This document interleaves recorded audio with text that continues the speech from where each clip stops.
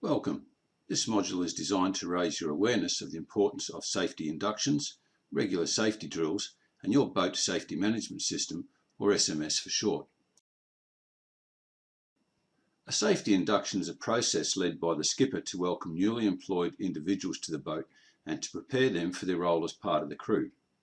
It serves to inform them of their expected role, responsibilities, and behaviour whilst employed on the boat, as well as the boat safety culture, including drug and alcohol policies and the use of personal protective equipment. The induction also serves to familiarise them with the layout of the boat and is an opportunity for the skipper to deliver training in emergency response, evacuation procedures including location of the muster station, and in the location and use of emergency equipment such as fire extinguishers, float-free EPIRBs and flares. It also serves as an opportunity for the skipper to assess the competency of new crew in these procedures and their responses, and to provide additional training where competency is lacking. The timing, duration and content of a safety induction is not prescribed and will vary from boat to boat. However, a safety induction is an important risk management activity that must be conducted by the skipper to minimise safety risks to new crew members and, by extension, to other crew on board the boat. The induction must be completed as soon as the new crew member steps on board the boat for the first time. As part of the boat's SMS, the content and timing of the safety induction is required to be logged and signed by both the skipper and the new crew member. The skipper must also periodically hold safety drills on board the boat as prescribed in the boat's SMS. A safety drill is an opportunity for all on board to practice their response to an emergency such as injury to crew, fire, man overboard, skipper incapacitated, loss of steering, flooding, collision, grounding, and/or need to abandon ship. The skipper may initially inform new crew of the timing of the drill and describe how they are to prepare and respond. This provides them an opportunity to practice their response and prepare themselves for the drill ahead. With experienced crew, the skipper may hold a drill without prior warning to test their response and competency. The drill also provides the skipper and crew an opportunity to identify any weaknesses, shortcomings or errors in conducting the drill, so everyone on board is better prepared in the case of a real emergency. Because no two boats are the same, the required crew response to safety drills may differ between boats. The frequency of these drills may also vary between boats, although it is suggested that for optimum training value, they should be held every 2 months or less, or whenever a new crew member comes on board. The Boat Safety Management System, or SMS, is in effect a safety plan designed to safely manage all activity on board the boat.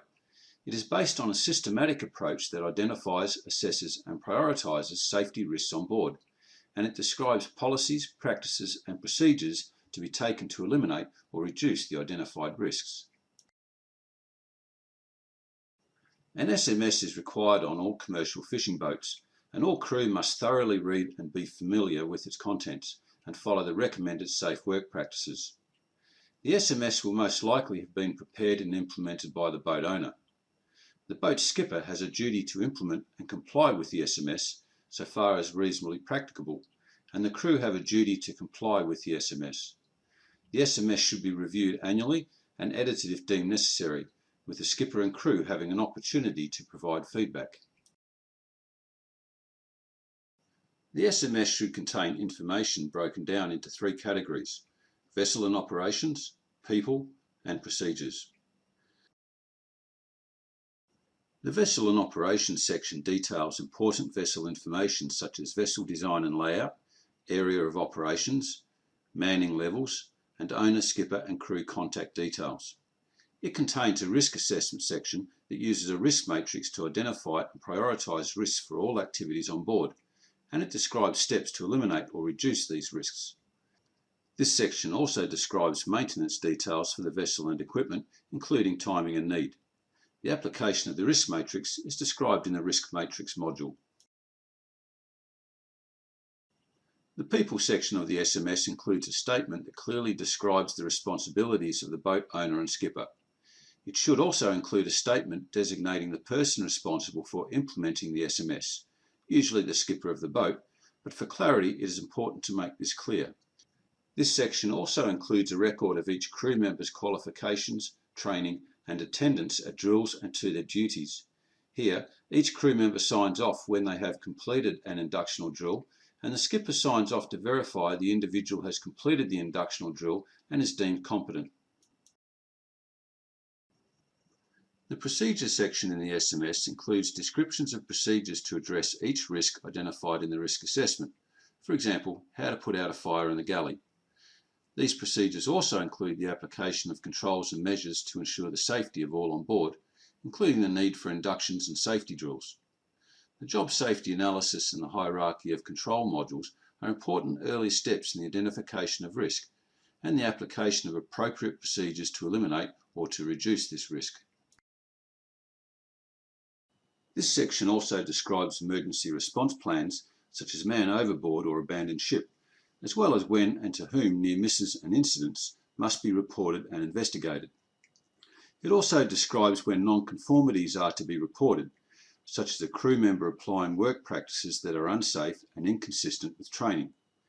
It details reporting processes for both the skipper and the crew, and it documents next of kin details for the skipper and all crew. In conclusion, the SMS should be considered an essential tool to manage risk and reduce the likelihood of injuries or worse at sea. The application of the SMS is a significant cultural change in the fishing industry, and it does require some additional work. However, with time and experience, the result is improved health and safety performance with minimal or no disruption to fishing activity. The guidelines for developing an SMS are available at www.amsa.gov.au. Well done, you have now finished this module.